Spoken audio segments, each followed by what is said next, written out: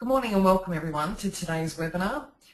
National Disability Service, NDS, the Network of Council of Social Services through ACOSS and Jobs Australia are working in collaboration to implement the National SACS Education and Information Program on behalf of the Commonwealth Government. The focus of the program is to provide factual information about the move to the modern SCHADS award and the outcome from the Equal Remuneration Order. This video today focuses on the ERO implications and the SCHADS classifications in Victoria. The content of the program has been developed by NDS, the network of ACOSS and Jobs Australia, and our aim is to meet the needs of employers who have employees under the SACS Modern Award. We're also working in collaboration with the ASU, who are rolling out a program which focuses on the needs of employees under the program of the move to the Modern Award. So as I said today, we're going to be looking at the ERO implications specifically here in Victoria, and also the move to the Modern Award classifications for Victoria. So we'll be looking at the Fair Work system and specifically the Modern Award and the transitional arrangements. We're also going to be talking about the equal pay case and the transition to the Modern Award in terms of classifications. So in relation to the transitional issues, for those employees that were classified under the SACS and crisis accommodation, you had to reclassify staff from the 1st of July over to the Modern Award classification structure. Now here in Victoria we went from a system of 5 or 6 classifications. Now the Modern Award provides for 8 classifications, which has obviously thrown up some issues that we'll get to in a little bit.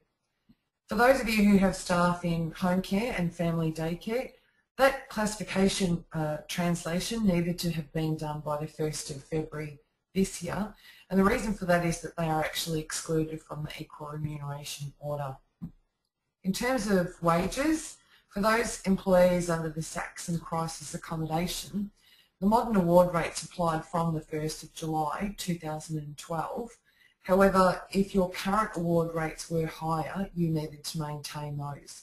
And for the overwhelming majority of Victorians, the old SACS rates still maintain being high, so that's what we'll need to be following. You can also see that the national wage increase decision was applied from the 1st of July this year, and that was a 2.9% wage increase. Again, the same applied to home care and family daycare. However, we started moving towards the Modern Award as of the 1st of February this year. In terms of penalty rates and loadings, we need to phase over from the old SACS VIC to the modern SCHADS award provisions, and that will happen from the 1st of July this year in incremental amounts right through to July 2014. The only difference here is that those employees that were in home care and family daycare, they actually started moving as of February, as I said, because they're excluded from the Equal Remuneration Order. However, there was another phase on the 1st of July for them, so both of these classes of employees are now sitting on the same phased amounts. In terms of the equal pay decision, Fair Work Australia announced in February this year the advent of the equal pay case, and they advised that that was to commence as of December this year. That decision is phased in 9 equal instalments over 8 years, and that starts each December. So we've just seen the first increase in the ERO amounts. In terms of the ERO increases, what you're looking at here is the full increases to the Modern Award rates. So just to take you through that, what Fair Work found is that the Equal Remuneration Order percentage increases from a level 2 was 19%, right down to a level 8, which was 41%. They also found that there's a lack of potential bargaining within the area, within our area, and so they added a 4% loading to that, effectively taking the increases to 23%, as you can see here for our SACS level 2, right down to 45% for a level 8. The way that you arrive at the percentage each year, obviously, is to divide that by the 9 equal instalments over the 8 years. So what you can see is that a SACS level 2 of the Modern Award will move by 2.6% each year, and a SACS level 8, for example, will move by 5% each year. However, you need to consider that the Victorian amounts are over that, and therefore that will have an impact on the amount of the equal remuneration percentage that applies to them, and we'll have a look at that in a moment. In terms of transitional issues, as I said, currently where your old award rates are higher than the modern award rate, that's what you had to maintain. And we call this the transitional rates. They do increase in line with the equal remuneration order to get to the modern award rates, and thankfully we'll all be sitting on the same modern award rates in 2020. It's just that they move by a proportionately smaller amount to arrive at the same dollar figure. In terms of the equal remuneration order arithmetic, well, it looks quite complicated. We tried to break it down here for you. So in calculating the maths, A equals the equal remuneration payment, or if you like, where we'll be in 2020. B is the award rate, or where we are now. So that's either going to be the modern award rate, if you had to move to that from the 1st of July because your rates were lower, or it'll be your preserved transitional award payment, which would be the old SACS Victoria rates. It might also be an over an award payment or an EBA. The way to calculate that is you need to work out the difference between where we need to be in 2020 and where we currently are. Then we need to divide that, as you can see reflected here, by 1/9 each year. I've got a table in the next slide which I think demonstrates more clearly. So what you're seeing here is A is the full equal remuneration order on the modern award rate. You can see by 2020 this is where we need to be. B is currently reflected as the modern award rate. So the modern award rate, as I said, moves in 9 equal instalments each year right up to 2020 to get to the full equal remuneration order amount. And that's reflected by these 9 bars here being in equal amounts. In terms of where you currently are, we've used as the example here your current preserved above modern award rates. So if you picture this is your old SACS rates, SACS Victoria rates. And as I said, we still need to arrive at the same figure in 2020. However, there's less far to go, and therefore when you divide that by the 1/9, you can see it's smaller chunks of 1/9. So just to use as an example, what we're looking at here is social workers, because as I said, there are 2 things happening. One was the translation over to the modern award classifications. So we're just going to have a look at that for a second, and we're also going to look at the application of the equal remuneration order. So as you can see here, the modern award rate, which is this bottom line here, the modern award rate for classification 4.1 in the modern award prior to June was $824.30.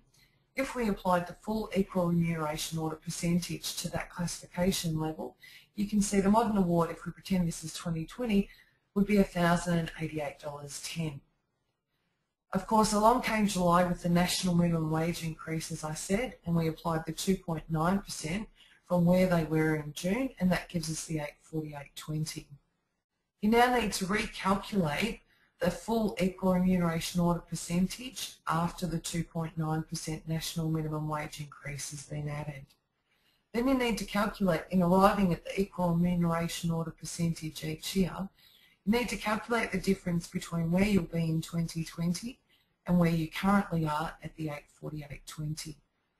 You divide that difference by 1/9 and then you add that back to the $848.20. So you can see the modern award will move by 3.6%.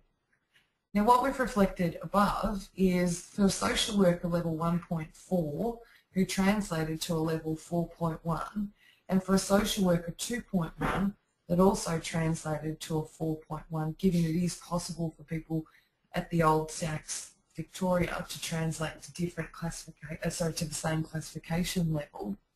You can see from here that a social worker 2.1 prior to June was on $928.60, which was substantially above the modern award rate. Again, we need to get to the modern award rate, and that's reflected by the $1,088.10. When we applied the 2.9 national minimum wage increase to the old SACS Victorian rates, which as provided for in the national minimum wage increase, that person actually moved up to $955.60. Again, we need to get to the modern award full equal remuneration order amount, which is reflected here in the $1,119.60. And again, the calculation is you need to work out where you need to be and take that away from where you are now.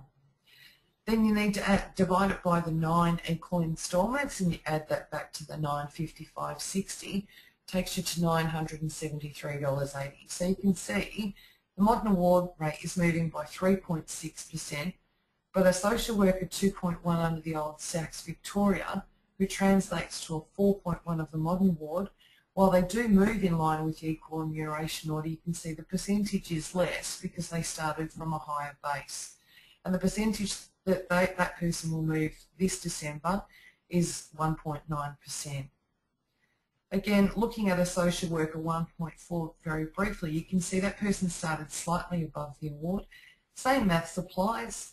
The only difference here is that the 2.9% almost had them on the award. So you can see in calculating the difference between where you need to be and where you currently are and adding back 1/9, it's only a 3.5% increase, not the full 3.6. So just to give you an example of how that reflects, and I'm using a New South Wales example because it's quite significant, the differences, but what I'm showing you here is the bottom line here is the modern award rate, and you can see the modern award will move twice each year. So the first one is the December increase, 1st of December increase each year. The second one will be the July national minimum wage increase each year.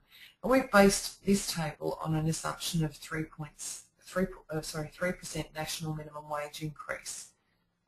That's obviously may change, but that's the figure that we've used just for the purpose of showing you this calculation. You can see that the SACS New South Wales, or if you like SACS Victoria as well, sat substantially higher than the modern award rate. So what you're seeing is the modern award moves quite rapidly up to 2020. It escalates at quite a rate, but proportionately the SACS New South Wales, or in your case the SACS Victoria, moves at we still increase in line with the equal remuneration order amount, but it's just at a slower rate. But the really good thing is that we all arrive at the same rates of pay in 2020. In terms of the classifications, classifications took effect from the 1st of July. That's the classifications in the modern award. So you had to move from the old SACS Victoria classifications over to the SCHADS modern award classifications from the 1st of July this year. When working out where to reclassify employees in line with the move to the modern award, you need to assess the core skills and responsibilities of the position against the classification definitions of the SCHADS. That's as easy, I say, as getting out the modern award and having a look at the classification descriptors. So the process that we suggest you follow is to ensure that your position descriptions are accurate. Then you need to review those position descriptions against the classifications, as I said, set out in Schedule B of the SCHADS Classifications Award. Home care and family daycare, as I say, they did move as of February, but we're just looking at the SACS employees here.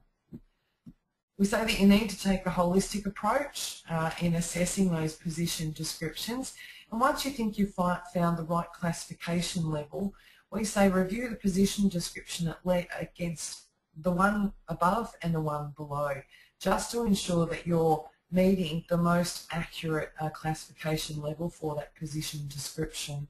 Again, the best way to think of classifying someone is if you're classifying the position, not the person. So if there was no one sitting in that job tomorrow and you wanted to advertise, what would the position description look like? In terms of translation principles, as I said, it needs to be individually considered, and you really need to take a practical approach. You need to ensure that the position description is accurate and that you use that as a starting point. Certainly wage rates do not form the basis for translation. We're not trying to match pay rates. What we are trying to do is accurately classify the position description in line with the SCHADS classifications. Now, it is possible for two positions currently at the same classification level under the old SACS Victoria to translate to different levels within the modern award. And the reason for that is they may have different duties, skill levels and responsibilities and requirements of the position. It's also possible for two positions currently at different levels, and you could see that from our example previously, to end up at the same level in the modern award. And that again is based on the duties, the skills, the responsibilities and the requirements. Again, experience and qualifications are to be considered, but you really do need to take a holistic approach to the process.